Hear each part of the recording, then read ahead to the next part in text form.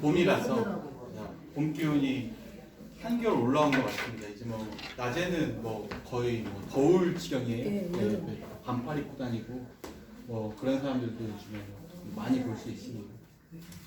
그 계절이 순환하는 것, 언니 이거 물어. 그다음에 뭐 생명이 태어나서 또 사멸하고 다시 또 새로운 생명으로 거듭나고 우리가 지금까지 왔던 이 모든 내용들이 대부분 다 이 생명의 진화와 관련되어 있는데 우리가 말했던 것처럼 이 진화는 정신적 진화와 육체적 진화로 나뉜다 이렇게 얘기했어요. 그리고 정신적 진화와 육체적 진화는 서로 다 별개일 것이 아니라 하나의 것이다. 서로 상호 연관되어 있다 이렇게 얘기했어요. 그래서 우리가 일반적으로 육체적 진화를 거듭하면 거듭할수록 지속적으로 이제 물질의 다양성, 그러니까 생명의 다양화가 진행이 돼요. 쉽게 말하면 다양한 생명체가 다양한 형태로 나타나게 된다는 얘기겠죠. 예. 사람도 다 다르잖아요. 예, 뭐 다 똑같은 것 같지도 하지만 뭐 눈 두 개 뭐 이런 공통적인 성질 같은 게 있다고 하지만 기본적으로는 우리가 외적으로 대부분 다 달라요. 모든 지구상의 지금 현재 인구가 40억 명이라고 그러나요? 그 17억 명인가? 뭐 기억이 잘 안 나는데 헷갈리는데 그런 거 40억 명인가? 그 통계를 잊어버린 지가 오래됐어요. 40억 명은 저기 중국하고 인도만 섞어도 20억이 넘잖아요. 그래서 기본적으로 이 엄청나게 많은 인구가 같은 사람이 한 명도 없을 정도로 이 물질적 진화라는 건 아주 다양한 형태로 진행된다는 걸 우리가 알 수 있죠. 사람만인가요? 다른 모든 생명체도 전부 다 다른 DNA를 가지고 있어요. 그렇게 생각한다 그러면 물질의 진화, 물질의 외형적 진화라고 하는 것은 엄청난 그런 다양성을 기반으로 하고 있죠. 반면에 의식적 진화는 어떤가요? 의식적 진화는 여러분이 생각하는 것과 2000년 전에 소크라테스가 생각하는 것. 왜 소크라테스랑? 그래서 소크라테스를 비교해야겠죠. 우리가 어느 정도. 아니 인간 비슷한 것 같아. 어때요? 우리가 소크라테스에서 2000년 진화했나요? 정신적으로? 네. 과학 진화 빼놓고는 나는 인간은 비슷한 어때요? 것 같아. 여러분이 2000년 전에 예수보다 2000년 정도 진화된 정신을 가지고 계신가요? 여러분은? 어때요? 정신의 진화는 어때요? 정신의 진화는 거의 그 비슷한 거. 네, 비슷하고 그다음에 못할 수도 있. 그렇게 특정 성인이랑 비교를 하면 못하지요. 못하지요. 사람마다 다를 거 아니에요. 생각하는 정도가 다르니까, 그렇죠? 근데 지금은 어느 좀 높아졌을 것 같아요. 그렇죠. 뭐 아까 얘기한 것처럼 뭐 문자의 다양성, 예. 뭐 그다음에 뭐 컴퓨터 기술, 그다음에 기호, 상징, 그다음에 뭐 문학적인 텍스처 이런 것들은 대부분 다 달라졌죠. 과거에 비해서. 그래도 기본적으로 인간의 사고하는 방식 이런 것들은 아마 소크라테스도 마찬가지지만 우리 2000년 뒤에 우리도 비슷하게 생각하는 것들이 있을 거예요. 가령 소크라테스의 아내가 굉장히 악처였다고 이렇게 알려져 있죠. 소크라테스 아내가요? 네. 그래서 소크라테스의 아내가 소크라테스를 맨날 바가지 긁는 걸로 유명했는데 지금 또 생각해보면 남자들이 가지고 있는 생각 중에 하나가 아내가 자신을 이유 없이 괴롭힌다. 뭐 이런 생각들을 하잖아요. 그래서 소크라테스가 하던 생각과 우리가 지금 현재 현대의 남편들이 하는 생각이나 크게 다를 바 없다. 뭐 이런 얘기죠. 의식적으로 하는 진화는 다양성으로 진화하는 게 아니에요.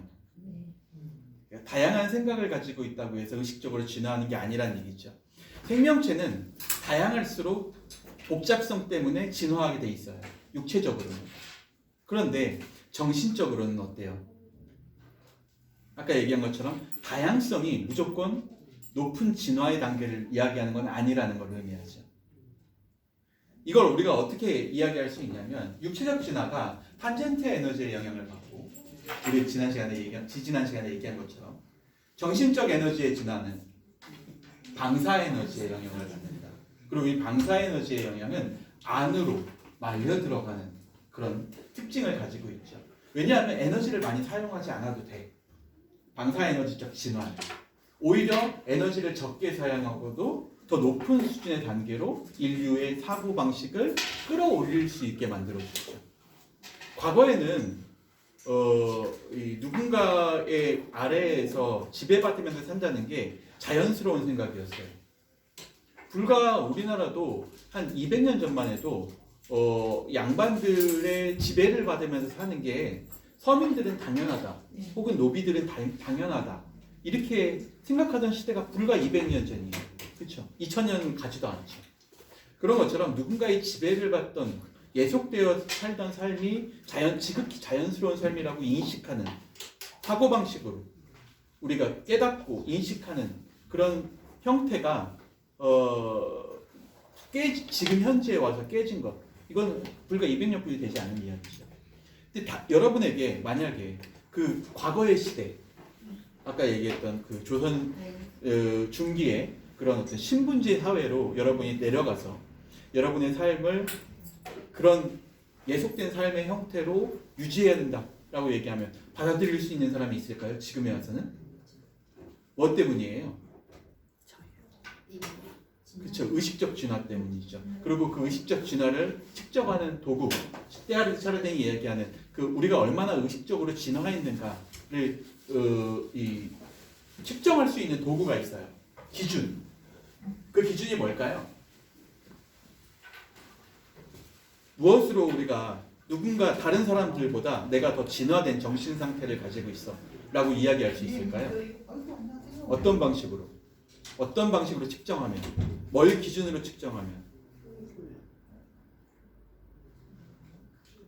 테일하드 샤르댕은 그걸 자유라고 얘기해요. 자유. 내가 누릴 수 있는 자유에 대해서 생각할 수 있는 범위, 내가 얼마나 자유롭게 생각할 수 있는가, 그게 우리를 200년 전에 평민들, 조선사회의 평민들하고 우리를 구분시켜주는 어떤 기준이라고 보는 거죠. 우리는 조선시대의 그 평민들에 비해서 월등히 높은 사고방식을 가지고 있는 건 사실이에요. 근데 그 기준, 무엇을 기준으로 그것을 평가할 수 있는가? 단순히 먹고 마시고 무엇을 입고 더 좋은 것을 먹고 걸치고 더 좋은 곳에서 자고 편안하게 자고 이런 것일까요? 그렇지 않다는 거예요. 조선시대와 동일한 사회에 살면서도 누군가는 지금과 같은 우리가 가지고 있는 생각을 했던 사람들이 있다는 거예요. 뭘로 가능했다는 거예요? 네, 방사에너지를 가지고 있던 사람들. 그렇죠? 적게 먹으면서도 그걸 가능하게 했던 사람들이죠. 우리 실학사상의 대가 다산정약용 선생 같은 경우. 그렇죠.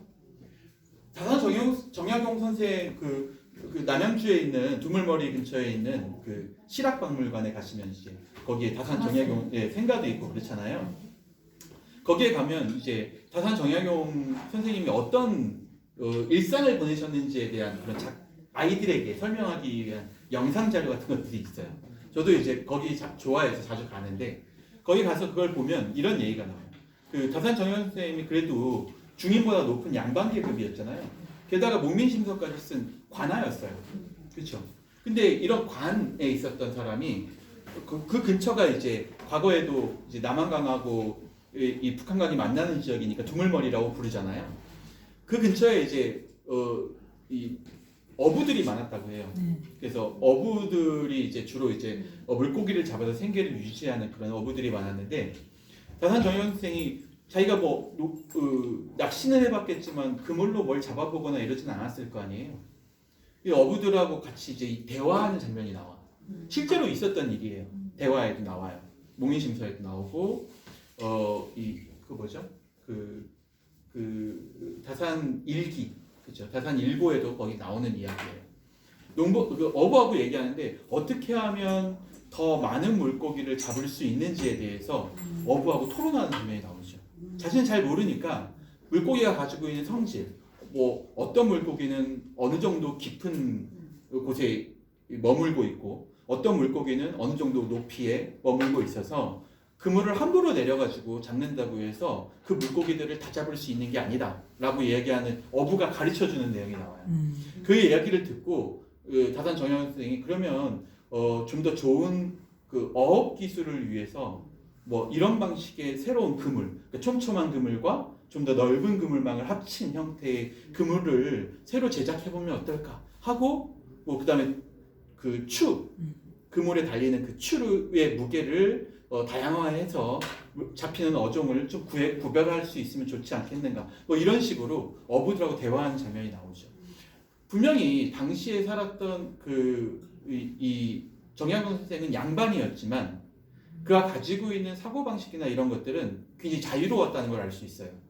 그 신분고하를 막론하고 아이들과도 이야기하고 그러면서 아이들에게 과학적 지식을 알려주고 또 그 기술자들이 조금 더 편하게 일할 수 있는 도구 같은 것들도 많이 고안해내기도 하죠. 그러니까 이 이야기를 하는 이유가 뭐냐면 동시대에 살았다고 해서 같은 수준의 사고방식을 가지고 있는 게 아니라는 거죠.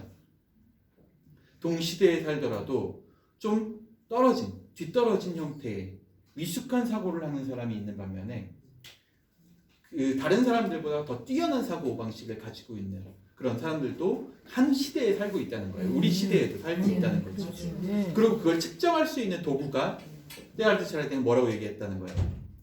자유에 대한 이야기였어요. 그 사람이 가지고 있는 사고방식의 자유, 또 심지어 이동할 수 있는 자유, 또 다른 사람들과 마음껏 토론할 수 있는 자유, 이런 것들도 다 자유에 해당하는 부분이에요.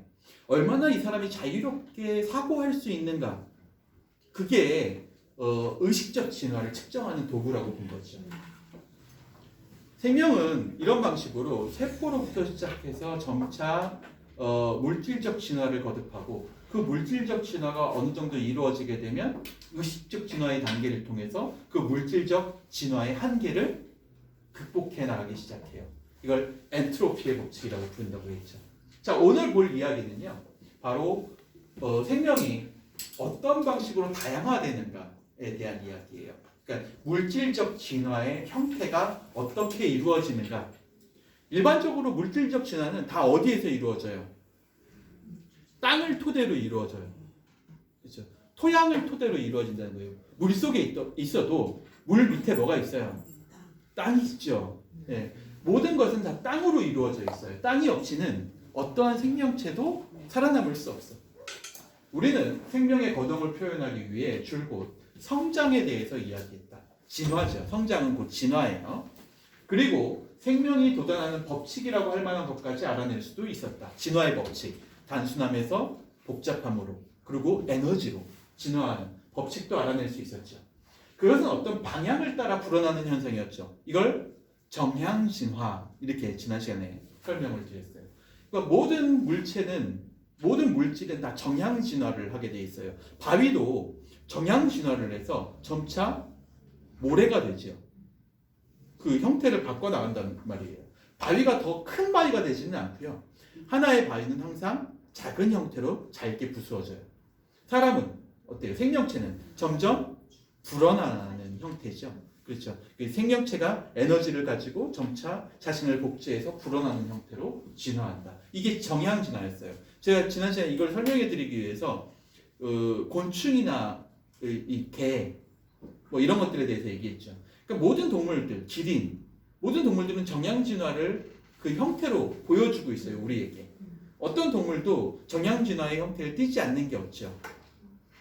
뭐 호랑이 이빨과 그다음에 그 앞다리의 힘, 아구의 힘, 또 그 가죽, 뭐 포효, 사자의 갈퀴, 순놈의 갈퀴, 기린의 긴 목, 악어의 아구 힘, 뱀의 유연함, 전부 다 정향진화를 기반으로 하고 있다는 거죠. 어떤 특정한 방향으로 그 진화를 끝까지 밀어붙인 결과예요. 개도 자신을 보호하기 위한 갑옷을 끝까지 밀어붙인 결과로 지금의 그 딱딱한 꽃게가 된 거죠. 여러분은 인간은 뭐라고 그랬죠? 두뇌. 그렇죠. 인간은 두뇌의 용량을 최대한 늘리기 위해서 노력했어요. 그리고 다른 동물들로부터 최대한 두뇌를 다치지 않게 하기 위해서 심지어 일어서기까지 했죠. 실제로 서서 살아가는 동물은 많지 않아요. 직립동물이 많지 않다는 거예요. 가장 직립동물 중에서도 척추동물 중에서도 직립하는 동물은 거의 직립으로만 사는 동물은 인간이 유일하죠. 인간이 직립하면서 가지게 된 여러 가지 문제점이 있는데요. 그 중에 가장 큰 문제점이 뭔지 아세요? 치질. 네, 변비예요. 변비. 동물들은 변비가 없어요. 네. 동물들은 네 발로 걷잖아요. 근데 네 발로 걷는, 그러니까 척추동물들을 얘기하는 거예요. 척추동물들이 네 발로 걸을 때 이 배가 중력 아래로 장이 쏠리게 되죠. 걸으면 걸을수록 이 장이 자연스럽게 마사지를 하게 된대요. 움직이면서. 그러니까 네 발로 걷는 동물들은 절대로 변비에 걸리지 않는 거죠. 네. 그래서 인간은 근데 변비에 걸리잖아요. 왜냐하면 장이 전부 다 아래로 쏠려 있는 거예요. 서 있으니까. 물리는 거죠. 네. 그래서 아래로 자꾸 눌리니까 움직임이 굳어져서 결국에는 장도 굳어져서 아까 얘기한 치질 같은 것도 인간만의 치질 있잖아요. 그렇죠. 생기게 되는 거예요. 결국에는 인간이 가지고 있는, 그러니까 인간이 두뇌를 발달시키기 위해서, 두뇌를 보호하기 위해서 점차 두뇌를 공중으로 띄운 것. 그러기 위해서 척추에 힘을 넣고 꼬리뼈를 없애면서까지도 이 몸을 직립으로 세운 것은 두뇌를 향한 정향 진화의 그 영향이었다고 볼 수가 있는 거죠. 인간은 두뇌 말고는 자신의 힘을 다른 동물들에게 드러낼 수 있는 특징이 없어. 아름다움, 미적 아름다움, 실질적으로는 그 미적 아름다움도 인간 종에만 해당하는 이야기죠. 네. 그리고 그 인간 종에 해당하는 이야기도 지역마다 기준이 달라요. 남태평양에서는 아직도 뚱뚱한 여자들이 더 미인의 기준이에요. 중앙아프리카, 흑아프리카라고 부르는 중앙아프리카 같은 경우에는 피부가 까말수록 미인이죠. 네, 기준적으로. 우리 어릴 때 가는 그 뚱뚱한 사람은 두의 상징이었어요. 그러니까 지역이나 시대에 따라서 미의 기준은 달라져요. 그러니까 아름다움이나 미 같은 것도 실질적으로는 진화의 척도가 될 수 없어요. 인간의 정향 진화는 유일하게 단 하나예요. 바로 뇌. 그렇죠. 뇌를 보호하고 뇌의 용량을 늘리기 위한 형태가 인간의 정향 진화죠. 개가 개딱지를 만들듯이 인간은 두뇌의 용량을 크게 만든 거라고 볼 수 있어요. 바로 방향을 따라 불어나는 현상. 이게 바로 정향 진화의 원리였죠. 형질이 계속 축적되어 눈송이처럼 되면서 생명은 원형질 위에 계속 형질을 더해가는 양식으로 진화가 이루어지게 된다. 그래서 진화는 깔끔하게 이루어지지 않아요. 효율적으로 이루어지지도 않죠. 여러분에게 꼬리뼈는 더 이상 필요 없지만 꼬리뼈의 흔적은 계속 남아있잖아요. 그리고 여러분의 몸에도 불필요한 것들이 있어. 그런데 그 불필요한 것들이 사라지지 않고 남아있죠. 그 사라지지 않고 남아있는 것들은 원래 생명의 이전에 존재했던 흔적들이야. 근데 그게 눈송이처럼 진화를 정립하면서 필요 없게 돼버리고 그 위에 새로운 기능들을 덧붙여서 만들어지게 된 거라고 볼 수가 있습니다. 점점 더 복잡해지며 나아간다.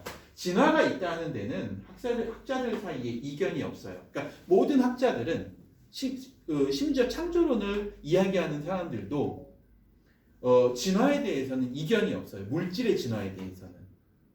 우리가 원소로 이루어져 있고 또 그 원소를 통해서 분자가 만들어지고 분자를 통해서 우리가 만들어진 생명체가 만들어진다는 사실에 대해서 어떠한 창조론자들도 그걸 거부하지 못해요. 과학적 사실이니까요.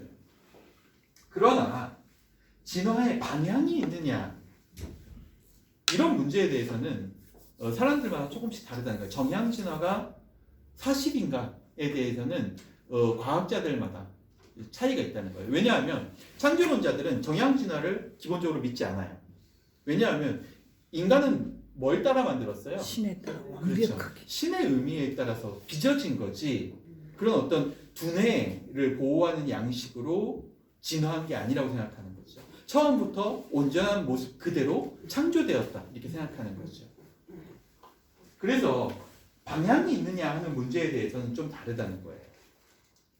그래서 제가 저도 교회 오래 다녔는데 교회 다니면서도 어렸을 때 노아의 방주 사건 같은 거 이제 얘기하잖아요. 그러면 노아의 방주에서 거기 나오는 내용 중에 하나가 이제 암수 한 쌍씩의 동물들을 방주에 다 실는 내용이 나와요. 그래서 이제 노아의 방주가 크게 그려져 있고 그림으로 보면 거기에 이제 동물들이 줄지어서 이제 차곡차곡 들어가고 있는 장면이 나오는데 거기에는 기린도 있고 또 우리가 알고 있는 뭐 사자도 있고 토끼도 있고 뭐 여러 가지 다양한 동물들이 그 자체의 모습의 그대로 형태로 그대로 그려져 있다는 거죠. 실제로 그것이 태초부터 있었다고 사람들이 생각한다는 거예요. 종교 내에서는. 그렇기 때문에 창조론자들은 정량 방향, 정량 진화라는 게 있느냐 여기에 대해서는 동의할 수 없다는 거죠. 왜냐하면 동물들은 그 형태 그대로 어떻게 된 거다. 그때부터 신이 창조한 거라고 이야기된다는 거예요. 왜 기린의 목이 긴지 이해 없어. 거기에 대해서 우리 진화의 형태로 설명하려고 하지 않죠. 네. 신이 있으라. 목이 길게 빚은 거야. 이렇게 되는 거죠. 무슨 권리로 포유동물, 사람이든 아니든 간에 무슨 권리로 포유동물이 꿀벌이나 장미보다 더 완전하고 진보한 것이라고 할 수 있을까요?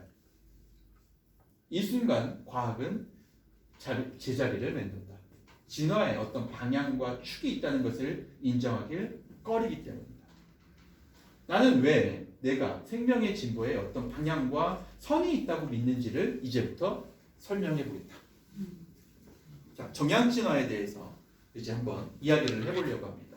자, 우리가 처음에 얘기한 것처럼 진화는 단순함에서 복잡성으로 진화해요. 우주가 그 내면에 품고 있는 것, 그것이 가장 본질적인 현실이라고 앞에서 나는 말이다. 그런 관점에서 볼 때 진화란 알고 보면 얼 에너지 또는 방사 에너지의 끊임없는 증가. 그러니까 얼 에너지의 증가는 육체의 진화하고 연결되어 있고요. 방사 에너지의 증가는 그러니까 의식적 진화하고 연결되어 있어요. 정신의 진화하고 연결되어 있죠. 이 두 가지가 바로 그것이다. 진화란. 우리 눈에 보이는 기계 에너지 또는 탄젠트 에너지는 늘 일정하지요. 여러분이 가지고 있는 에너지는 인간의 힘을 넘어서지는 못해요. 인간이 사자의 힘을 가질 수 없다는 거죠. 네. 인간이 가지고 있는 에너지, 이걸 탄젠트 에너지라고 불러요. 이건 늘 일정해요. 그리고 그게 다 소모되면 인간은 죽는 거예요. 그 일정한 기계 에너지 뒤에 얼 에너지가 정신이라고 하는 에너지가 끊임없이 증가해요. 정신 에너지는 얘기한 것처럼 한계가 없다고 했죠. 네, 그래서 끊임없이 증가해요. 그래서 이게 이루어내는 이 정신의 에너지가 만들어내는 그 어떤 증가가 바로 진화라고 볼 수 있다. 그리고 탄젠트 에너지와 방사 에너지, 이 두 에너지를 잇는 것, 몸이 가지고 있는 에너지와 정신이 가지고 있는 에너지를 이어주는 것, 그것을 우리는 정돈, 앞에서 얘기할 때는 시스템, 조직이라고 얘기했죠. 얼마나 복잡한 조직인가, 얼마나 복잡한 조직을 가지고 있는가에 따라서 그 탄젠트 에너지가 어느 정도 갖추어질 수 있는지를 하게 되고, 또 거기에 나가서 방사 에너지가 어느 정도로 진화될 수도 있는지도 결정된다는 거예요. 유인원이 아무리 열심히 노력해도 탄젠트 에너지를 넘어서 그 방사 에너지를 인간만큼 진화시킬 수 없어. 뭐 때문이라고 했어요? 유인원이 가지고 있는 뇌 용량의 한계. 그걸 이 이야기대로 이야기하면 어떻게 할까요? 좀 쉬운 얘기로 하면 유인원들의 뇌보다 인간의 뇌가 더 복잡하다. 네, 복잡하다. 그리고 더 잘 정돈돼 있어. 네, 잘 조직되어서 밀도 있게 정돈되어 있어. 그러니까 인간은 그 정신 에너지를 끊임없이 증가시킬 수 있는 것이고, 유인원은 뇌를 가지고 있고 심지어 직립도 하지만 그 에너지, 탄젠트 에너지를 어디까지 연결시킬 수 없어. 방사 에너지의 증가까지 충분히 연결시킬 수 없다. 뇌가 그만큼 복잡하지 못해. 그만큼 복잡하게 진화하지 못했어. 단순히. 똑같은 얘기로 한다면 뇌의 탄젠트 에너지가 인간의 탄젠트 에너지보다 적어.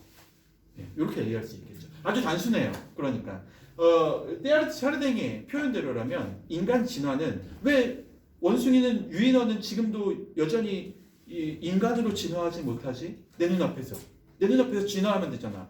언젠가 낳는 침팬지의 새끼가 인간의 태아와 동일한 형태일 수 있는 거 아니야? 진화가 사실이라면. 이렇게 얘기했을 때 그 이야기가 가지고 있는 맹점, 그걸 테아르트 샤르댕은 분명히 지적하고 있죠. 유인원이 가지고 있는 뇌의 탄젠트 에너지가 인간이 가지고 있는 뇌의 탄젠트 에너지보다 항상 더 적어. 그래서 그것이 미칠 수 있는 한계가 분명히 의식적 진화가 일어날 수 없게 되어 있다는 거죠. 그만큼 정돈되어 있지 않다. 정돈의 발전은 안으로의 의식이 커지면서, 다시 말해서 방사 에너지가 커지면서 깊어지는 두 가지의 모습으로 나타난다. 실제로 그래서 이 물질적 탄젠트 에너지의 증가는 외적인 복잡성으로 나타나요. 이렇게 생각하면 좀 쉽지 않을까요? 과거에 비해서 현대인이 더 복잡한 외모를 가지고 있어. 어때요? 맞는 얘기인가요? 똑같잖아. 아니 그러진 않죠. 복잡하면 모르고. 근데 여기서 좀 오해하지 말아야 될 게, 여기서 말하는 이 정돈이라는 에너지는 여러분이 육체가 가지고 있는 에너지만을 얘기하는 게 아니에요. 여러분의 몸을 감싸고 있는 의복, 여러분이 들고 다니는 핸드폰, 이 모든 것도 다 뭐하고 연결되어 있어? 나의 육체적 진화하고 연결되어 있죠. 진화. 여러분 핸드폰이 뭐예요? 내 손. 뭐가 확장된 거예요? 내 생각. 여러분의 귀가 확장된 거죠. 눈, 네. 귀. 여러분의 귀가 지구 반대편까지 갈 수 있게 열릴 수 있게 만들어주는 확장 도구 아니에요? 뜨거운 걸 만질 때 뭘 끼고 만져요? 장갑을 끼고 만들죠. 여러분의 피부가 가지고 있는 한계를 장갑으로 극복한 거죠. 네. 다 뭘로 만들었어요? 뇌의 탄젠트 에너지로 만든 거예요. 그러니까 그것도 여러분의 뭐예요? 외형이죠. 여러분의 외형을 여러분의 뇌가 만든 거예요. 연결되어서. 동물들은 그것들을 사용하지 않죠. 그런 방식으로. 자신의 몸을 가리기 위해서 뭐 동물들이 옷을 만들어 입는다거나 그러지 않잖아요. 굳이 그만큼의 뭐가 없어. 그걸 보완할 만한 탄젠트 에너지가 없죠.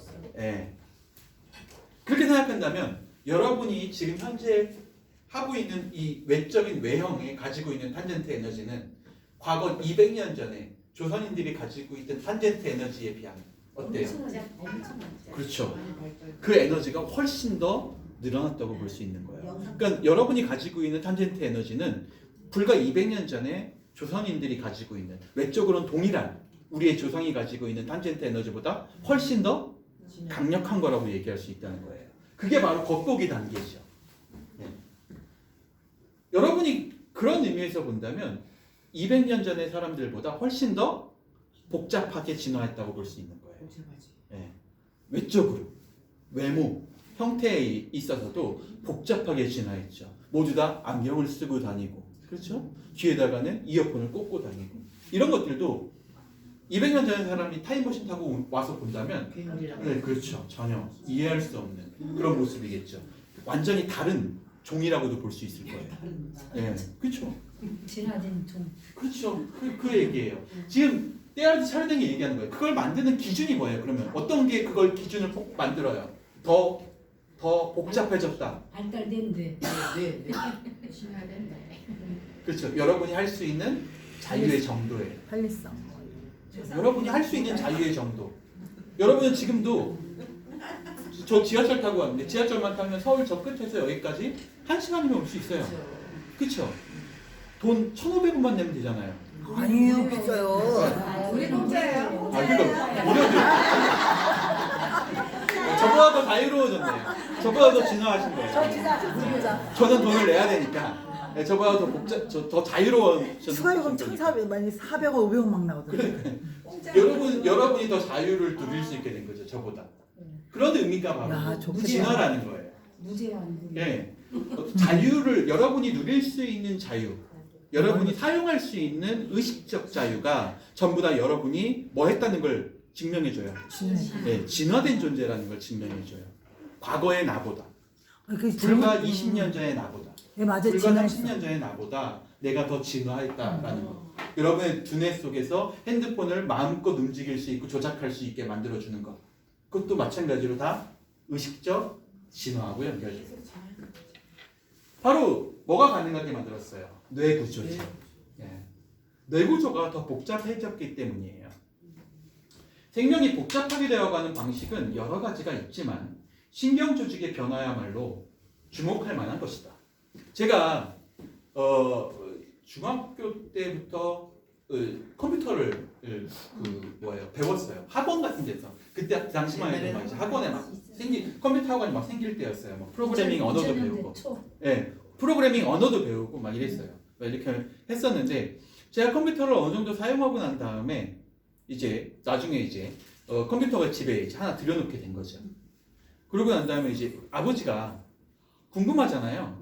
예, 근데 아버지는 한 번도 컴퓨터라는 걸 본 적도 없고 만져본 적도 없는 거예요. 근데 100만 원짜리 컴퓨터가 집에 있는데 그냥 놔두고 보기는 좀 그렇잖아요. 근데 어느 날 이제 제가 이제 열심히 컴퓨터를 가지고 막 이렇게 조작을 하고 게임도 하고 막 이렇게 하고 있었어요. 근데 아버지가 뒤에서 이렇게 유심히 이게 보시더니 한번 가르쳐 달라 이렇게 되는 거예요, 저한테. 그래서 어떻게 이 조작하는 건지 알려달라는 거죠. 그래서 이렇게 하면 돼요.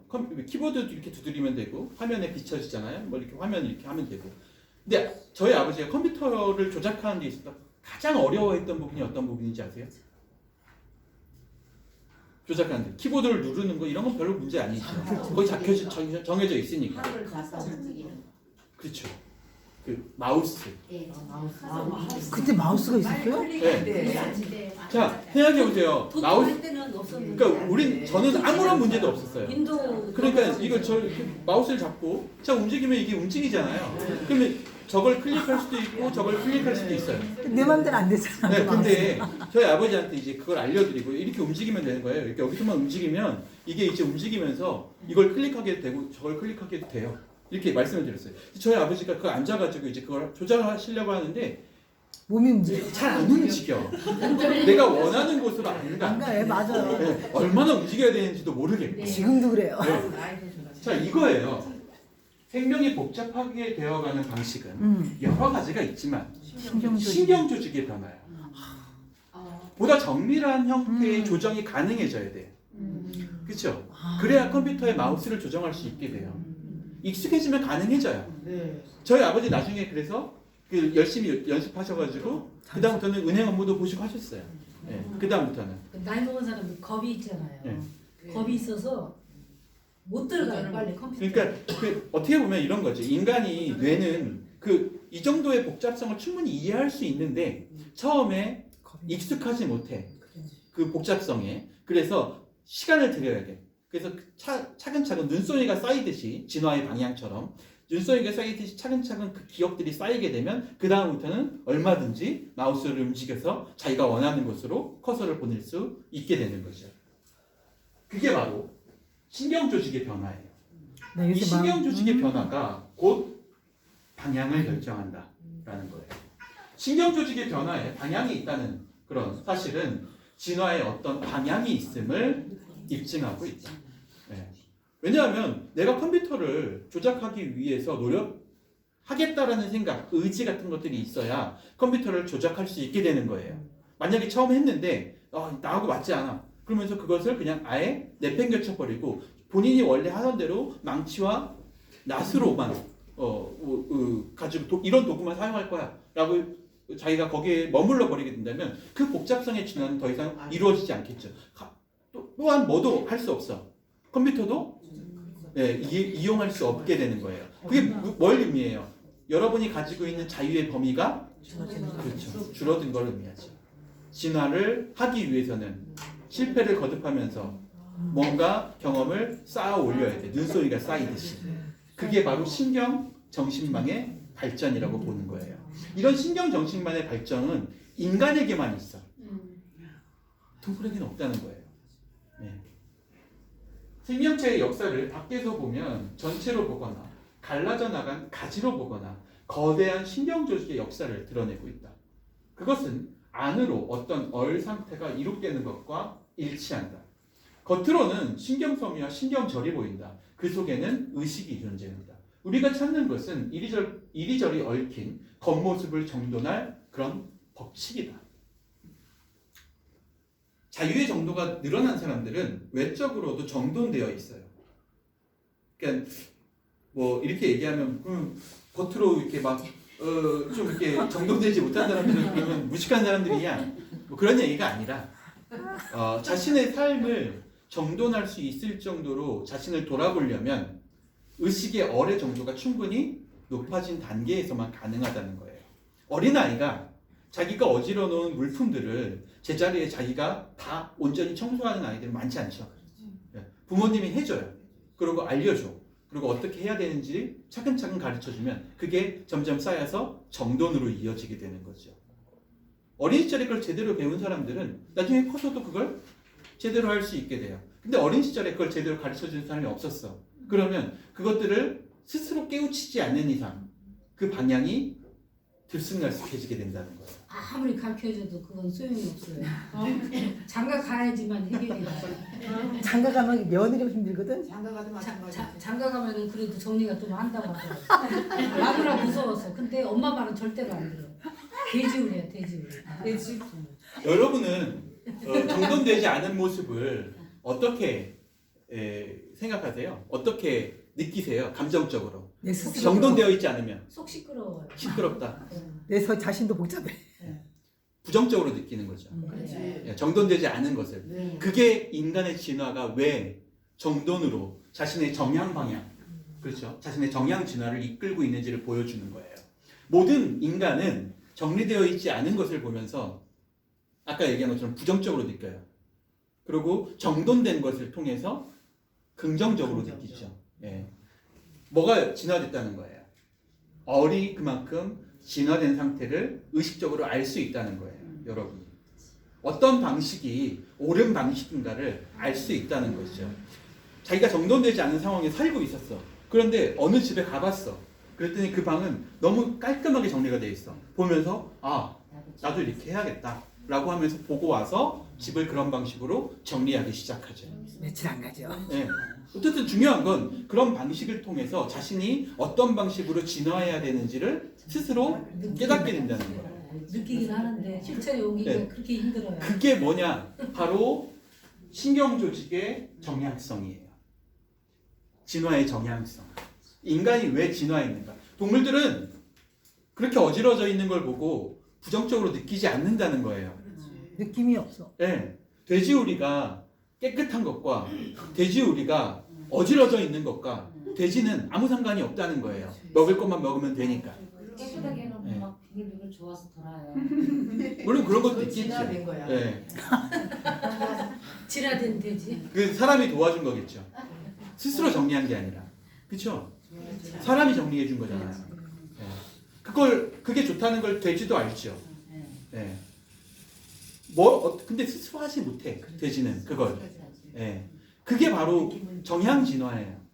돼지의 진화는 거기서 멈춘 거죠. 어의 진화가. 인간의 진화는 무궁무진하게 앞으로 더 나갈 수 있게 돼 있어요. 뭘 하면서? 복잡성을 정돈하면서. 이게 바로 인간의 때아르트 샤르댕이 인간의 의식이 정향 진화를 가지고 있다. 정향 진화의 방향을 가지고 있다. 방향성을 가지고 있다는 걸 확인할 수 있는 근거라는 거예요. 굉장히 중요한 얘기예요. 아까도 얘기했지만 많은 창조론자들이 정향 진화를 거부해요. 네. 그대로 했으니까. 네, 그대로 만들어진 거라고 생각하는 거죠. 그런데 실제로는 아까 얘기한 것처럼 모든 진화는 정향 진화의 방향성을 가지고 진화했다는 거예요. 인간은 그걸 의식적으로 알 수 있고 심지어 동물도 그것을 의식적으로 알 수 있다는 거예요. 그 진화의 방향이 일정하기 때문이죠. 정돈. 그러니까 무엇인가 정렬되어 있고 정돈되어 있고 시스템화되어 있다는 것은 의식이 어떻게 됐다는 걸 의미해요. 진화로서 상승했다라는 것을 의미한다는 거예요. 내부에서 외부로 점차 나선형 곡선의 형태로 상승한다. 의식의 진화는. 그래서 여러분이 어렸을 때는 자기 주변에 있는 것들에 대한 지식만 가지고 있지만 점점 진화하면서는, 그러니까 커가면서, 육체가 커가면서 그 복잡성을 이해하기 위해서 주변에 있는 친구들의 그런 정보라든가 또 친척들의 정보라든가 이런 것들을 점차 스스로 깨닫기 시작해요. 나선형으로 점차 자신의 자유의 반경을 넓혀가게 되는 거죠. 지식의 반경을. 두 번째, 생존 투쟁을 하기 시작해요. 인간은. 투쟁 과정에서 방향성을 알게 되죠. 왜냐하면 정돈되어 있는 것과 정돈되지 않은 것들, 이 두 가지가 서로 싸우면 누가 이긴다는 걸 알아. 생존에 적합하다는 걸 알아. 정돈된 것이 더 생존에 적합하다는 걸 투쟁을 통해서 알게 된다는 거예요. 군사적인 뭐라고 그랬죠? 전술이 잘 정돈되어 있는 군대와 군사적인 전술이 잘 갖춰져 있지 않은 군대가 싸우면, 당나라 군대가 싸우면 누가 이긴다는 걸 알아요. 전술이 잘 갖춰지고 진영이 잘 갖추어진 게 이긴다는 걸 알아요. 그게 바로 뭐야? 생존 투쟁이죠. 자연선택에 살아남고자 하는 노력의 축적에 의한 의식의 성장이에요. 그러니까 내가 싸워보면 패했어. 내가 왜 패했을까? 우리 쪽이 더 정돈되어 있지 않았기 때문이야. 그래서 더 확실하게, 더 견고하게 방어력을 정돈하고 공격력을 정돈하기 위해서 노력하지요. 그게 바로 노력의 축적이에요. 그렇게 하다 보면 의식은 점점 성장하게 되는 거죠. 탄젠트 에너지와 방사 에너지가 바로 이 원동력이 된다는 거예요. 생존 투쟁에서 이길 수 있게 만들어주는 원동력이 되었다라고 볼 수 있는 거죠. 재밌어요. 이런 예를 들지요. 호랑이의 육식 본능. 호랑이에게 육식 본능이 없었다고 한다면, 그렇다면 호랑이의 어금니가 지금처럼 강해졌을까요? 강하게 진화했을까? 라는 거예요. 고기를 잘근잘근 씹어 먹을 줄 아는 것, 그것이 더 생존에 유리해. 더 잘 씹을수록 더 소화도 잘 되겠죠. 예, 더 에너지로 바꿀 수 있는 시간이 짧아져. 그러면서 보다 많은 개체를 사냥할 수 있게 돼. 생존에 유리하게 된다는 걸 의미해요. 그렇기 때문에 어금니가 발달한 개체가 살아남는데 유리했다는 거예요. 그리고 그게 진화의 방향성을 결정했다는 거죠. 본능에 맞는 외모를 갖추게 된 것도 마찬가지예요. 호랑이는 얼굴이 커요. 예. 근데 그 큰 얼굴은 뭐 때문이야? 호랑이에게 눈 잘 보기 위해서예요? 아니면 냄새를 잘 맡기 위해서예요? 상대방한테 겁주려고. 그런 것들. 여기에 따른다면, 깨알을 차려야 따른다면 큰 어금니를 갖춘 턱뼈를 갖추기 위해서는 당연히 외형적으로 얼굴이 커질 수밖에 없는 거예요. 얼굴은 작은데 이 어금니만 커질 수는 없잖아요. 그렇죠? 이런 것처럼 이 정향성이라는 것은 항상 본능에 맞는 외모를 갖추는 양식으로 변화하게 됩니다. 뭐에 적합해야 돼? 항상 생존에 적합해야 된다는 거죠. 그게 진화의 두 번째 조건이었어요. 의식이 상승하는 조건이었죠. 세 번째, 스스로 하는 능력인 정향진화와 그 임계점이 형성되는 것도 바로 이 진화의 특징이에요. 무슨 얘기냐면, 자, 호랑이의 어금니는 커지면 커질수록, 강해지면 강해질수록 사냥을 하는데 유리해요. 그런데 끝없이 자라날까요? 어느 수준에 이르면 더 이상 이게 커지게 되면 어떻게 된다는 걸 알아? 불편해요. 그렇죠. 불편해진다는 걸 알죠. 생존에도 불리해진다는 걸 알아. 마냥 큰 게 좋은 게 아니라는 거죠. 어느 수준에 이르게 되면 외적 진화가 더 이상 필요가 없기 때문에 그 외적 진화에 맞는 형태, 다시 말해서 그 임계점, 한계, 그 한계에 맞는 형태로 고착화된다는 거예요. 외형이. 물이 끓는 점에 도달한 이후에 형질이 변화되는 현상도 이렇게 말할 수 있죠. 어떻게 증명할 수 있냐? H2O는 100도에서 끓어요. 그렇죠? 근데 100도에서 끓기 시작하면 더 이상 물이 아니야. 어떻게 돼요? 그렇죠. 기체가 되죠. 그러니까 기존에 있던 물의 형태를 벗어나게 돼. 그게 바로 뭐라고 불러요? 임계점이라고 부르는 거예요. 이제 물의 임계점은 외적인 임계점, 우리가 만져서 물이구나 알 수 있는 그 물의 임계점은 그 100도에 맞춰져 있는 거예요. 화씨 100도에, 섭씨 100도에 맞춰져 있는 거예요. 그런데 그 온도를 넘어서게 되면, 그 조건을 넘어서게 되면 물은 그 형태로는 존재할 수 없어. 외적으로 어떻게 해야 돼? 변신해야 돼. 예, 외적으로 변화돼야 돼. 어떤 형태로? 기체의 형태로. 예. 같은 외형도 같은 조건에서, 그러니까 임계점에 다다른 조건에서는 그대로 존재할 수가 없다는 거예요. 그래서 초기에는 다 유인원의 모습을 갖추고 있었던 인간 종이 어떤 임계점에 머물게 되고, 그 임계점을 극복하는 과정에서 결국에는 어떤 형태, 외적인 변화를 추구할 수밖에 없게 된 거죠. 외적인 변화가 없이는 더 이상 뭐도 안 늘어나. 그렇죠. 뇌의 용량도 늘어나지 않게 되니까. 그래서 우리 얘기한 것처럼 그 북경 원인의 두개골을 보면 머리가 납작한데, 위쪽 머리가, 대퇴부가 납작한데, 인간은 지금 현재 호모사피엔스는 머리 위가 둥글죠. 예, 외적인 변화가 있었어. 마치 물이 끓는 점에 도달해서 기체가 됐듯이 인간도 어느 정도 수준, 그러니까 유인원이 가지고 있는 어느 정도의 수준의 외적인 형태에서, 그 임계점에서 한 단계 더 변화된 거예요. 그래서 뭘로 발전했어? 호모사피엔스라는 종으로 발전하게 된 거죠. 그게 바로 인간의 진화라고 볼 수 있다는 거예요. 진화는 바로 이런 방식으로 이루어져요.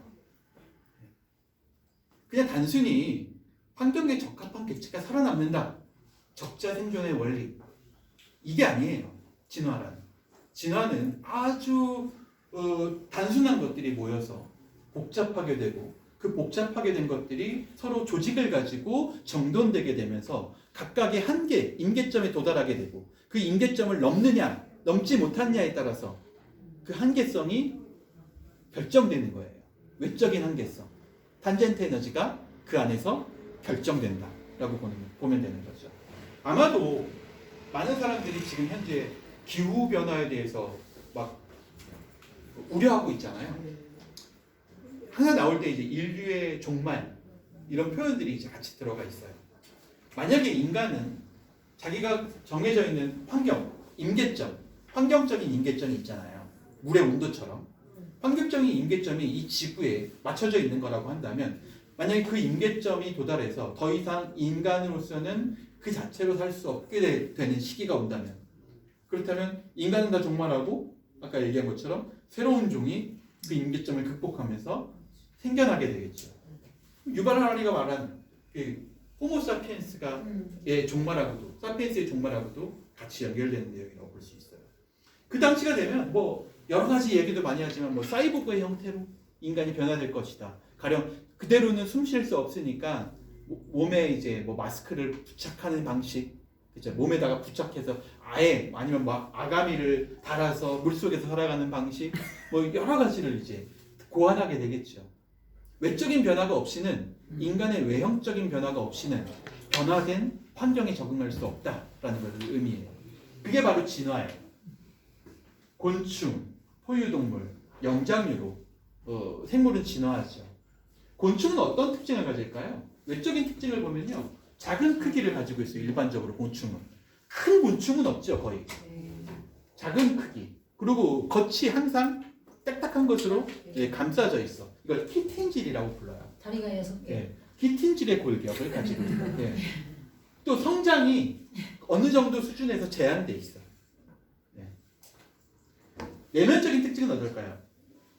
결정과 미결정의 한계가 뚜렷하죠. 다시 말해서 본능에 의지하고 있다. 스스로 왕이 되거나, 일개미가 스스로 왕이 되거나 여왕개미가 되거나 이런 경우가 없어.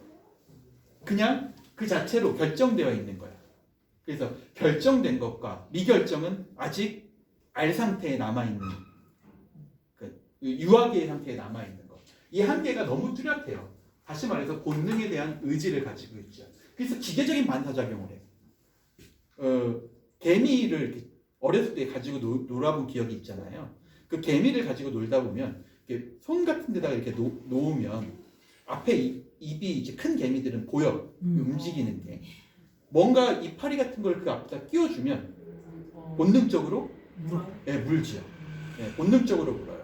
많은 그 물고기들도 보거 같은 물고기 있잖아요. 보거 같은 물고기도 입이 굉장히 강하잖아요. 악력이. 근데 거기다가 우리가 알고 있는 뭐 수수깡이나 이런 것들을 입에다 끼우면 바로 그냥 물어요. 기계적인 반사작용을 하게 돼 있어요. 본능에 무엇인가 들어오면 입을 닫는다. 그것을 끊어낼 수 있다라고 하는 그 정도의 의식 수준에 머물러 있는 게 바로 곤충이라고 볼 수 있겠죠. 두 번째는 포유동물이에요. 외형적인 특징을 보면요, 그 유연함을 가지고 있죠. 포유동물들은 관절이 좀 유연하게 동작해요. 그래서 동작의 범위가 넓어. 곤충에 비해서 더 다양한 형태의 그런 어떤 동작들을 구사할 수 있어요. 또 유연함과 조직을 갖추고 있습니다. 변화를 통한 성장의 가능성이 닫혀 있다. 유인원들은. 그러니까 쉽게 얘기하면 포유동물들은 이 외적인 변화를 스스로 만들어내지는 못해. 환경에 적응하는 과정에서 자연스럽게 변화될 뿐이지 스스로 자신의 외형을 가꾸거나 변화시키지 못한다는 거예요. 이미 그 자체로 외적으로는 완결되어 있다. 이렇게 얘기하는 거죠. 내면적인 정신적 특징도 볼까요? 자유와 인격의 특징을 발견할 수 있다. 그러니까 포유동물 정도 되면요, 이 도망쳐서 인간이 이게 잡아서 가둬놓으려고 하면 도망쳐서 자기가 새로운 영역에 들어가 버려요. 뭐 그런 경우 많이 보시잖아요. 그런 것처럼 한 곳에 이렇게 묶여 있는 형태를 가지고 있지 않아. 개미는 개미집에 모여 살지요. 벌도 벌집에 모여 살아. 곤충들은 그런 식으로 어딘가에 매여 있어요. 자신의 그 한계를 동작의 한계를 메우죠. 왜냐하면 관절 같은 것들이 어느 정도 한정되어 있기 때문에 그래요. 포유동물은 더 관절을 유연하게 움직일 수 있으니까 굳이 한 곳에 매여 살려고 하지 않죠. 더 이동하면서 자신의 자유를 발견하려는 그런 특징을 가지고 있는 게 포유동물이라고 볼 수 있습니다. 이 포유동물이 조금 더 진화된 형태가 바로 우리가 알고 있는 영장류라고 불러요. 인간도 바로 이 영장류에 포함되어 있죠. 외형적 특징을 보면요, 골격이 통일되어 있어요. 그러니까 형태가 거의 일정하게, 보편적으로 일정하게 만들어져 있다는 거죠. 대부분의 포유동물들은, 영장류들은 다 눈 2개, 콧구멍 2개, 입 하나, 팔 2개, 다리 2개를 가지고 있어요. 일반적이에요. 아주 보편적인 외형적 특징이 어떻게 보면 골격이 통일되어 있다는 거죠. 그래서 심지어는 침팬지 같은 경우에는 뼈만 발견될 경우에 인간의 뼈하고 구분이 잘 안 되는 특징도 가지고 있죠. 네. DNA 조사를 해보지 않는 이상 척추뼈 같은 거는 침팬지가 가지고 있는 척추뼈와 인간이 가지고 있는 척추뼈가 거의 일치해요. 골격의 통일성을 가지고 있다는 거죠. 그리고 뇌의 발달을 위한 기관의 특성이 있어요. 그래서 내면적 특징을 보면 의식의 진화를 향한 정신 진화를 가능하게 하는 특징을 가지고 있죠. 다른 동물들에 비해서 월등히 이 두뇌의 밀도가 높아. 생각의 정도가 다른 동물들에 비해서 월등히 더 뛰어나다는 걸 의미하죠. 실제로 제인 구달 같은 그 영장류를 연구하는 연구자들은 침팬지나 보노보 같은 동물들에게 수화를 가르쳐서 자신의 의사, 간단한 의사를 표현하는 데 성공하기도 했어요. 밥을 먹고 싶다, 기쁘다, 슬프다 이런 것들을 수화로 가르쳐줘. 그러면 그게 전수되지는 않지만 자기 동료들끼리 전수되지는 않지만 그 스스로는 그걸 학습할 수 있게 돼요. 며칠 전에 TV를 봤는데요. 인도네시아에서 원숭이를 어릴 때부터 인간이 데리고 키웠어요. 근데 침대에서 자고 일어나더니 화장실에 가서 양치를 지가 하고 그 다음에 또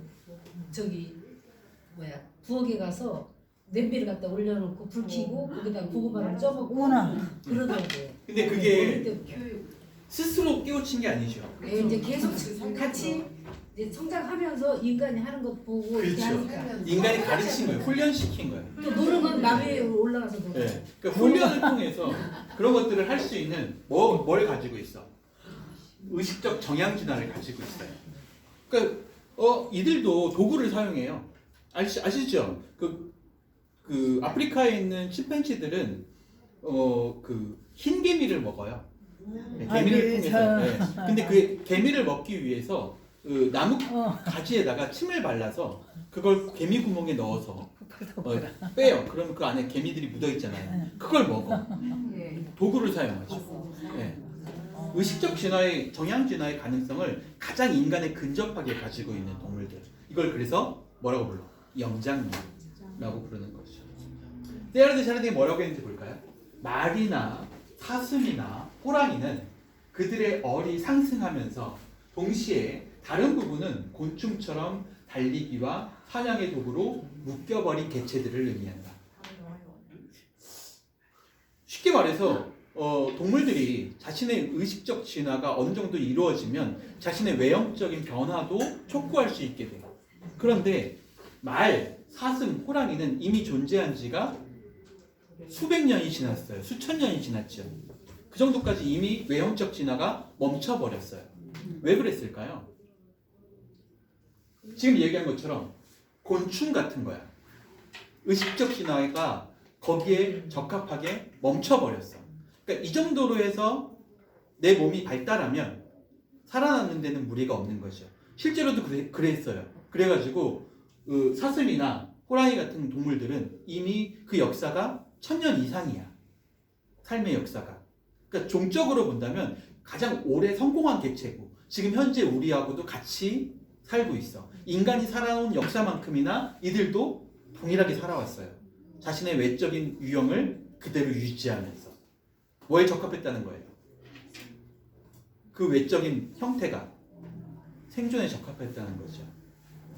곤충처럼 달리기와 사냥의 도구로 묶여서 더 이상 진화할 필요성을 느끼지 못하게 돼버린 거죠. 지체들이 모두 그런 도구가 되어버린 거예요. 기린의 목은 그런 도구예요. 높이 있는 열매를 따먹기 위한 도구.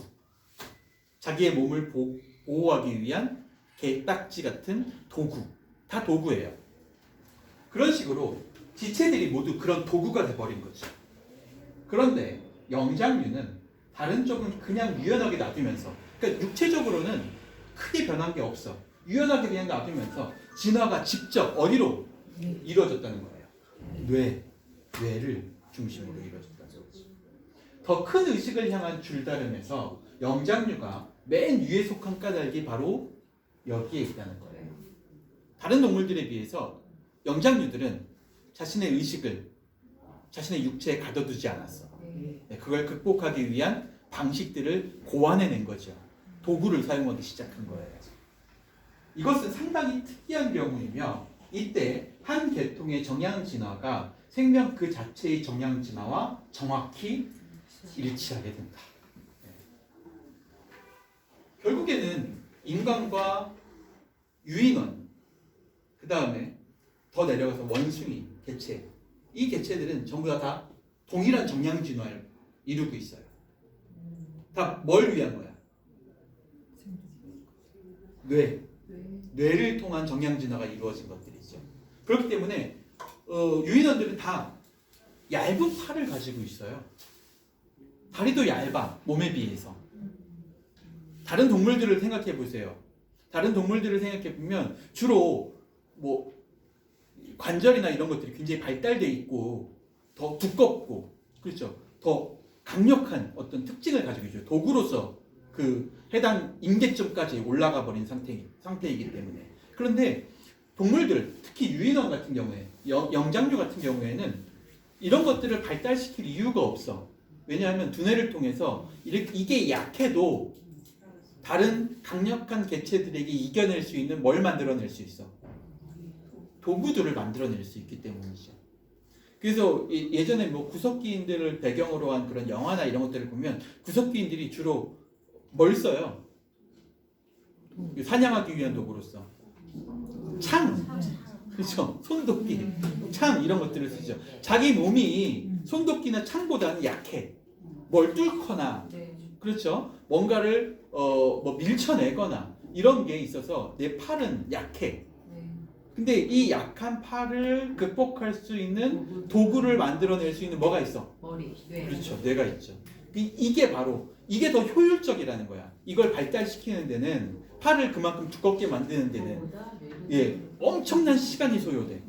엄청난 엔트로피도 소요되죠. 에너지도 소요돼. 그런데 그런 에너지를 소요를 안 해도 두뇌를 조금만 굴리게 되면 그런 도구들을 이용해서 다른 동물들의 뼈를 이용해서 도구를 만들기만 하면 굳이 그런 오랜 시간 동안의 진화 과정을 거치지 않아도 내 지금 있는 형태 그대로를 유지하고서도 충분히 다른 동물들의 우위를 점할 수 있다. 생존에 있어서.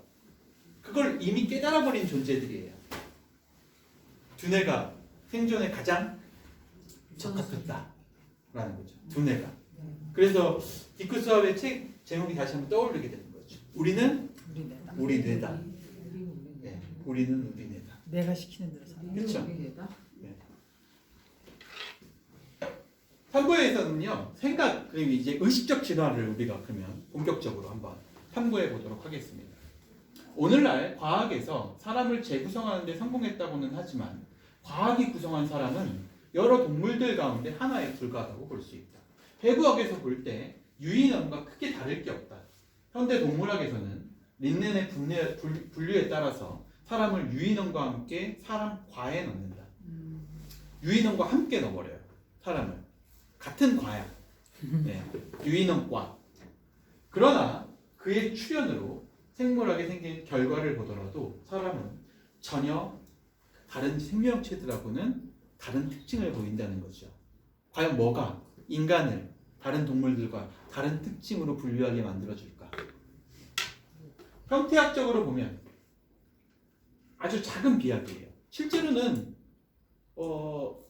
사람들 중에도 유인원과 크게 다르지 않는 외모를 가지고 있는 사람도 있죠. 가끔 보면. 비슷해요. 닮았어요. 그러니까 외적으로는 크게 큰 차이가 없어. 외적으로 본다면.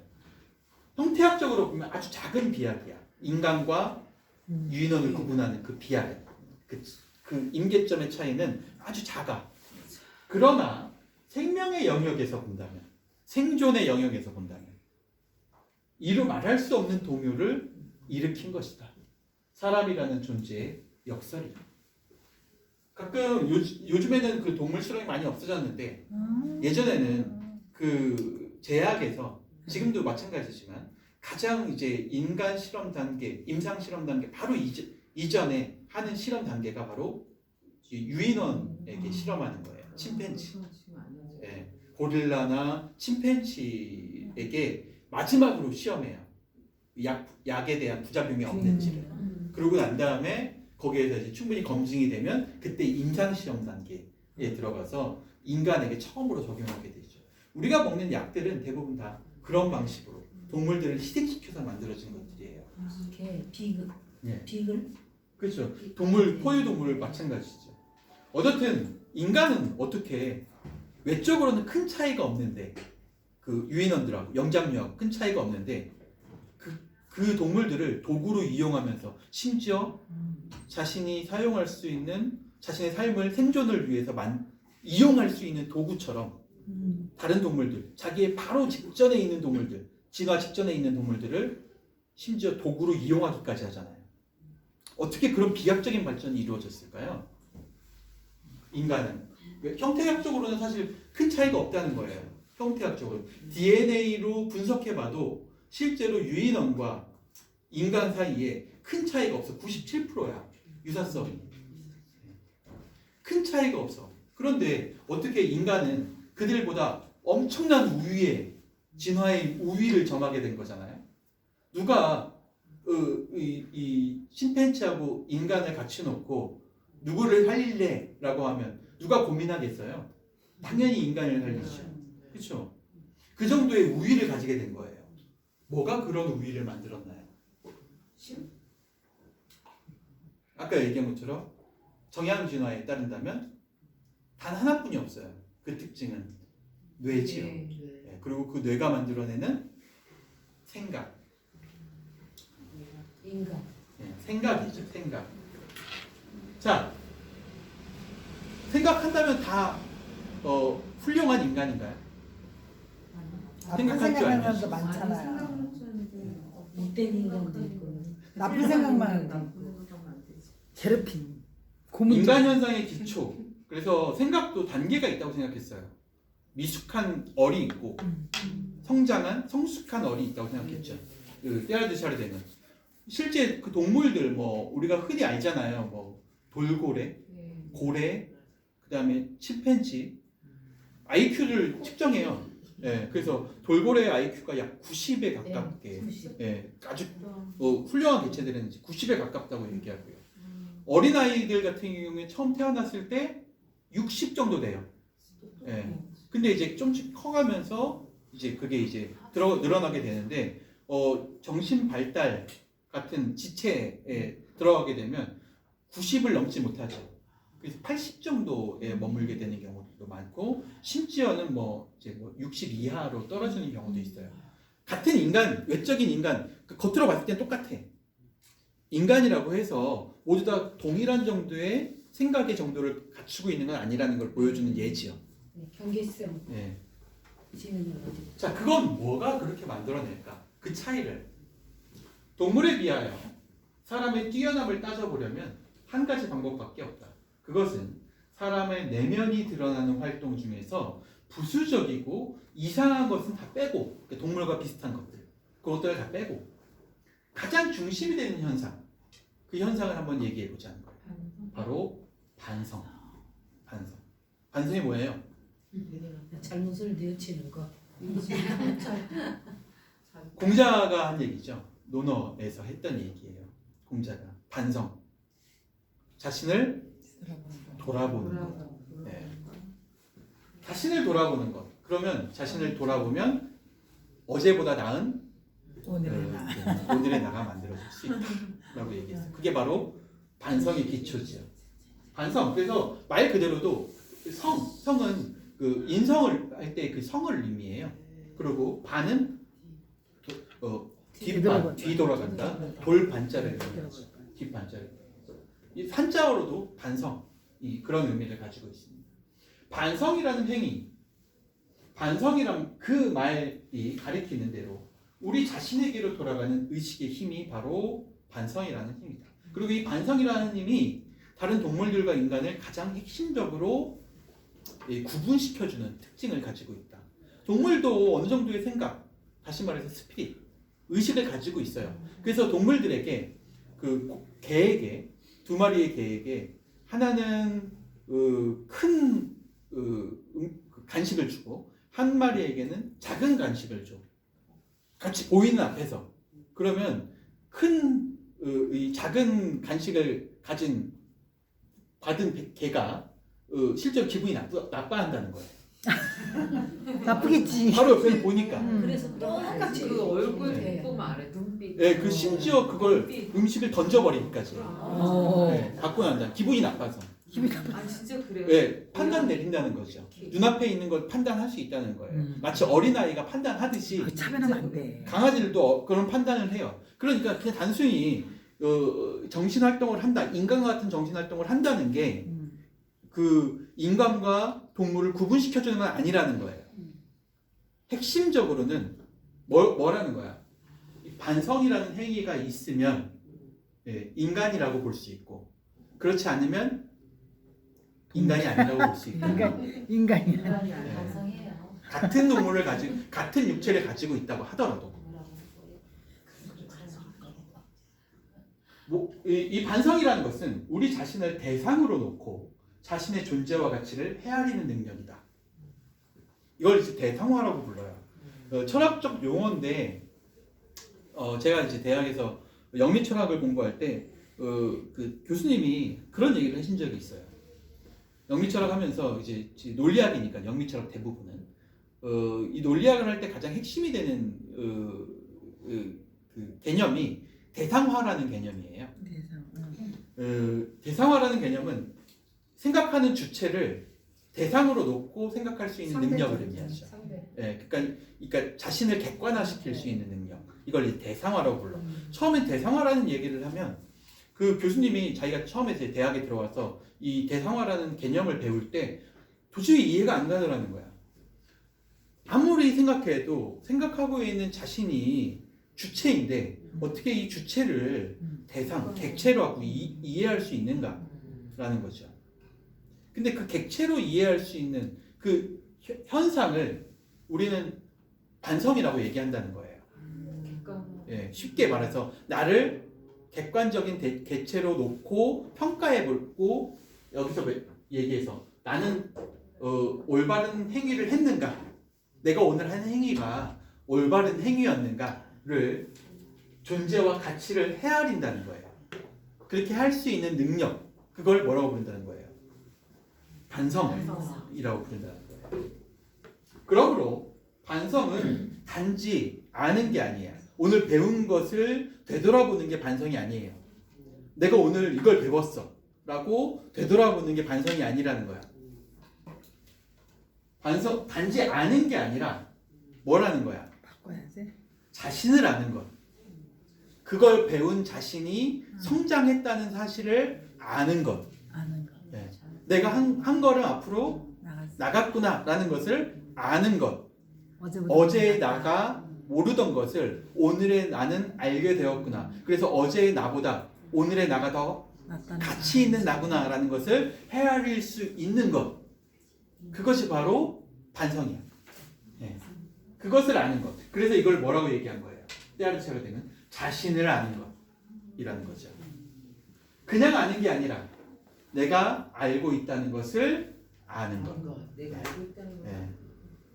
이처럼 안쪽 깊은 곳에서 자신을 개별화해 객관화시킨다는 거예요. 나 또한 남과 다르지 않다라고 생각하는 거죠. 개별화함으로써 지금까지 감각과 활동의 순환 속에서 흩어지고 나누어졌던 그런 생명의 요소가 처음으로 중심에 모이면서 만들어지게 되는 게 바로 반성이에요. 인간은 반성을 통해서 궁극적으로 어디에 도달할 수 있어? 신의 오메가 뭐. 자신의 정체성에 도달할 수 있는 거예요. 헥탈의 경험에서 네, 반성을 통해서 정체성에 도달한다. 네, 내가 나인 줄 아는 것. 네, 그렇죠. 이거 언제 이루어져요? 인간에게는 이 단계가 언제 이루어져요? 여러분의 성장 단계를 봤을 때 정체성의 혼란이 해결되면서 돌아가시는 거. 자신의 정체성을 알게 되는 것. 글쎄 알게 될까? 네, 약간 그런 시기들이 계속 그러니까 그 시기- 바뀌는 거예요. 처음으로 오는 게 언제예요? 40대 그렇죠. 사춘기 때. 사춘기 때. 사춘기 때 가장 먼저 사람들이 아이들이 하게 되는 네. 그 질문, 자기에게 하는 질문이에요. 네. 나는 누구인가? 그러니까 그렇죠. 나는 누구인가? 네. 나는 누구인가? 정체성이 드러날 때 그렇죠. 나는 누구인가? 그 의문을 처음으로 가지게 되는 시기가 인간에게는 사춘기예요. 그래서 인간이 기본적으로 사춘기를 지나면 생물학적으로는 성인이야. 네. 여성들도 파과기를 지나 그때. 그러니까 그때부터 월경을 해. 월경을 하는 시기와 나는 누구인가를 생각하는 시기가 같아요. 네. 예. 그러니까 의식적으로 자신을 개별화할 수 있는 시기야. 그때 뭐가 형성되기 시작해? 처음으로 정체성이 형성되기 시작해. 아는 나, 내가 아는 나가 만들어지기 시작한다는 거야. 나는 이래서 내가 알고 있는 다른 내 친구들하고 나는 이래서 달라. 이게 처음으로 만들어져. 내 눈은 이래서 내 친구들보다 더 예쁘고 내 머리카락은 이래서 내 친구들보다 더 길어. 뭐 이런 거죠. 그런 것들에 대한 인식을 가지게 돼. 그게 바로 자의식이라고 얘기해요. 정체성, 자의식. 이런 자의식을 가지게 되는 것. 이게 바로 여기서 지금 때아르디 샤르댕이 뭐라고 표현했어요? 원래는 감각과 활동의 순환 속에서 다른 동물들과 마찬가지로 흩어져 있었던 것인데, 예? 이게 처음으로 중심에 모이게 되는 시기를 의미한다. 어떤 과정으로 자의식이 만들어진다는 거예요? 반성. 이때부터 반성하기 시작해. 그래서 여러분 어렸을 때 학교에서 매일같이 뭘 쓰라고 그래? 일기 쓰는 연습시키죠. 네. 일기 쓰는 연습시키는 이유가 뭘까요? 교육학적으로. 자기를 돌아보고 하는 거. 그렇죠. 반성을 연습하는 거예요. 네. 반성을 연습해야 자기가 자꾸 자기가 써놓은 것들을 읽을 줄 알아야 돼. 표현할 줄도 알고. 근데 저는 워낙 모범생이어서 반성문 한 번도 써본 적이 없어요. 반성문이 아니라 반성. 일기. 일기. 일기 쓰는 연습을 시키는 이유가 교육학적으로 여러분이 사춘기를 쉽게 보내게 하기 위해서예요. 미리 연습이 되어 있으면, 반성하는 연습이 되어 있으면 이 중심에 모일 시기가 되잖아요. 자기 자의식을 형성할 시기가 되잖아요. 좀 더 다른 사람들보다 빨리 성숙하게 그 혼란을 마무리할 수 있어. 반성하는 연습만 되어 있으면. 근데 대부분의 사람들이 일기 쓰라고 그러면 몰아서 쓰죠. 일주일치 몰아서 쓰고. 그렇죠? 했잖아요. 내용이 날씨 알려고 막 신문 찾아보고. 일기 쓸 게 없어. 어제 같은 우린 다 알고 있어요. 그렇죠? 우린 다 알고 있죠. 반성이라는 것이 우리를 어떻게 성장시키는지를 알고 있어. 그리고 그게 결과적으로 우리에게 어떤 보답으로 우리에게 형성이 되는지, 바로 자의식이라는 보답으로 형성돼요. 가치관의 혼란을 빨리 잠재운 사람들은 쉽게 다음 단계로 넘어갈 수 있죠. 그런데 그 단계를 빨리 마무리하지 못했어. 그런 아이들은 주로 혼란을 겪게 돼. 그래서 비행 시기를 겪게 되는 것이죠. 네. 그 시기를 겪으면서 다른 사람들보다 좀 늦은 나이에 자의식을 갖게 되는 거야.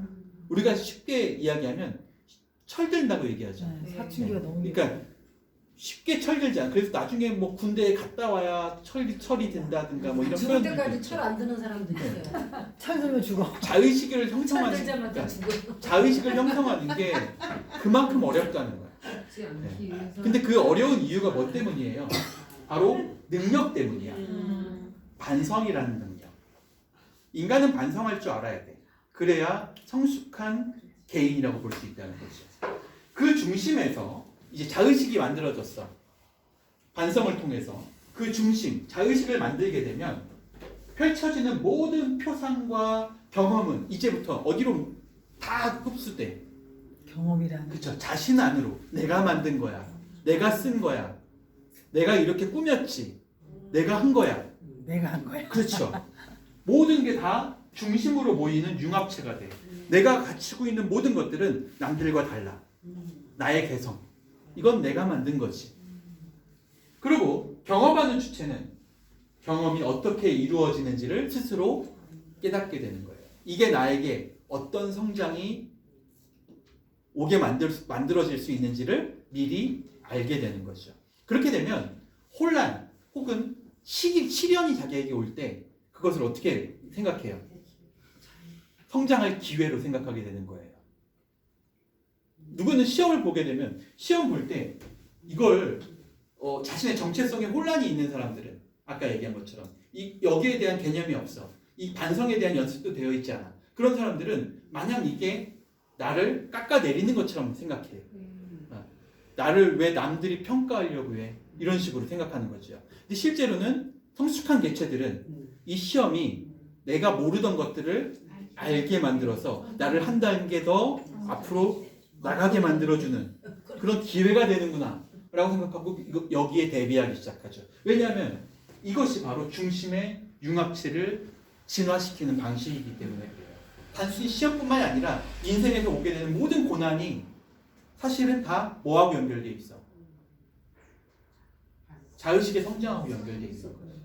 자의식이 굳건한 개체는 성장이 그런 시련이 왔을 때 그것들을 이겨낼 수 있는 힘이 있죠. 정신적 힘이 있어요. 그걸 바로 어리라고 부르는 거예요. 어리 충분히 진화되어 있는 사람들은 연습해서 진화되어 있는 사람들은 그런 시련에서 쉽게 남들에게 의지하지 않죠. 자의식이 충분히 이루어져 있기만 하다면 그것을 통해서 기회로 삼아 오히려 이게 바로 반성이에요. 이걸 할 수 있는 개체는 누구밖에 없다는 거예요. 이 지구상의 모든 생물체 중에 인간밖에 없다는 거예요. 그러니 인간은 다른 생물들과 다른 존재죠. 때아르듯 사는생에 따른다면 인간은 이런 기초를 가지고 있어. 의식에 있어서, 의식 활동에 있어서. 그러니 인간은 다른 동물들에 비해서 귀한 존재라는 거야.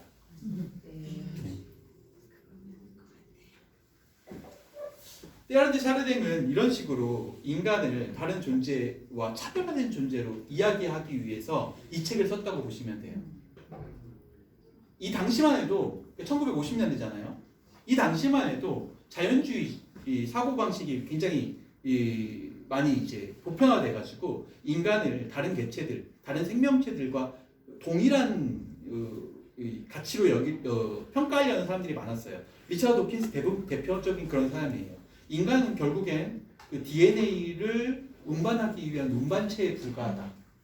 그래서 인간이 만들어낸 문화 중에 아주 핵심적인 문화라고 볼 수 있는데 종교 같은 문화도 사실은 무가치하죠.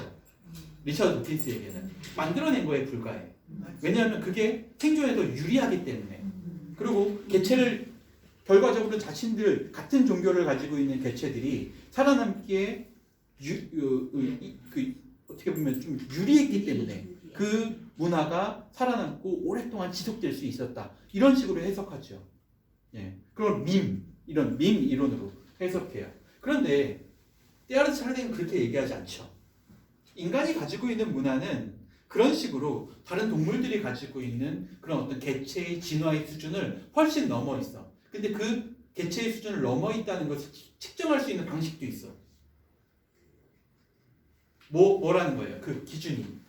지금 우리가 얘기한 것처럼 자유. 네. 자유. 네.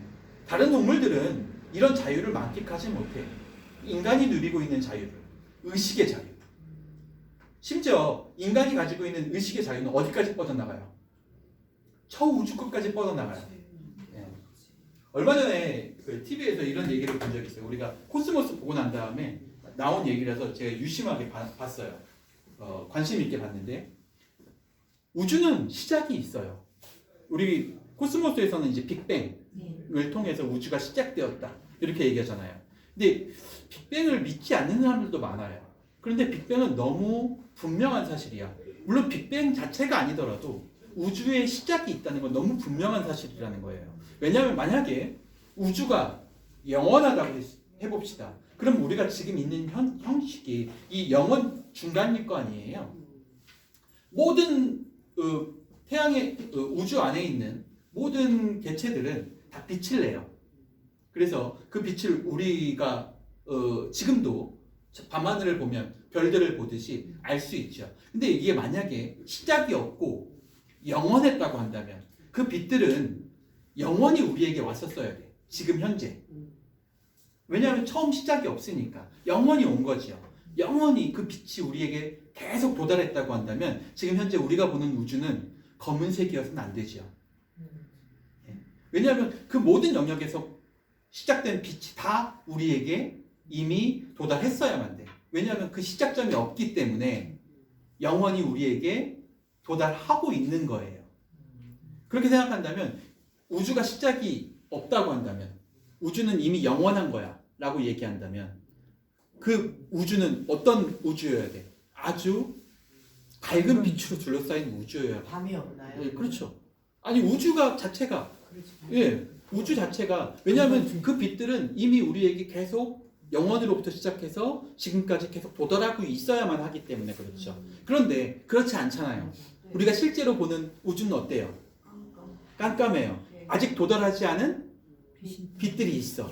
그래요? 시작으로부터 아직 도달하지 않은 빛들이 있다는 거예요. 그러니까 까맣죠. 너무 신기해. 네. 생각만 그렇게 생각하면 그렇죠. 그렇게 생각하면 우리는 어떤 시대를 살고 있는 거야? 우주의 시작으로부터 시작된 시기를 살고 있는 거예요. 어느 지난 시기를 살고 있는 거죠. 우주의 시작은 너무 분명한 사실이에요. 그러니까 예. 천문학적으로도 그렇고 과학적으로도 마찬가지야. 근데 그 시작점이 어떻게 시작되었는지를 밝히는 게 과학자들의 임무인 거죠. 그래서 지금 나오고 있는 빅뱅 이론 같은 것처럼 큰 폭발을 통해서 지금 우주가 점점 팽창되고 있다라고 보는 게 빅뱅 이론이에요. 그리고 뭐 우리 코스모스에서 우리가 이미 봤던 내용이죠. 그런 것처럼 인간의 의식은 어디까지 자유롭게 뻗어나가요? 우주의 시작, 우주의 끝. 네. 그렇게 인간의 의식은 자유롭게 나갈 수 있어요. 이렇게 할 수 있는 인간의 의식과 이 인간의 의식과 다른 생물체들의 의식이 과연 같은 단계에 있는가? 그렇게 얘기할 수 있는가? 또 이렇게 할 수 있는 인간의 사고방식이 과연 리차드 도킨스가 얘기하는 것처럼 생존을 위한 것인가? 생존을 위해서 우리가 그런 생각을 해요? 우주의 시작과 끝?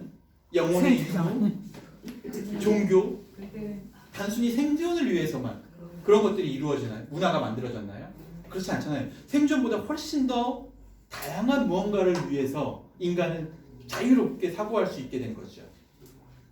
그렇게 생각한다면 인간은 다른 여타 생존만을 위해서 살고 있는 다른 여타 모든 동물들에 비해서 좀 특별한 존재라고 볼 수 있지 않을까라고 생각하는 게 테일러트 샤르댕의 생각이에요. 어때요? 테일러트 샤르댕의 생각에 동의할 수 있나요, 여러분은? 무슨 뜻이야? 과학적 중에서 그래도 제일 근접한 것 같아요. 좀 쉬었다가 다음 이야기를 한번